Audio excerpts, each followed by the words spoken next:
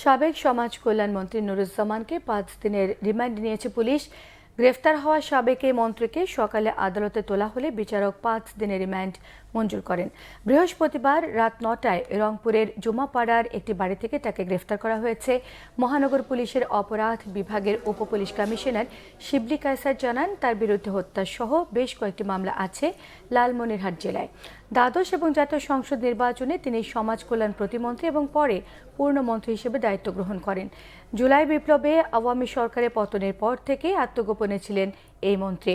এদিকে বৈষম্য বিরোধী আন্দোলনে ২ মামলায় জয়পুরহাট পৌরসভার সাবেক মেয়র এবং জেলা আওয়ামী লীগের যুগ্ম সাধারণ সম্পাদক মোস্তাফিজুর রহমান মোস্তাককে কারাগারে পাঠানো হয়েছে। মামলার তদন্তকারী কর্মকর্তা জেলা ডিবি পুলিশের এসআই জাহাঙ্গীর আলম জানিয়েছেন, তার বিরুদ্ধে চোরাচালান, মাদক ব্যবসা সহ নানা অভিযোগ রয়েছে।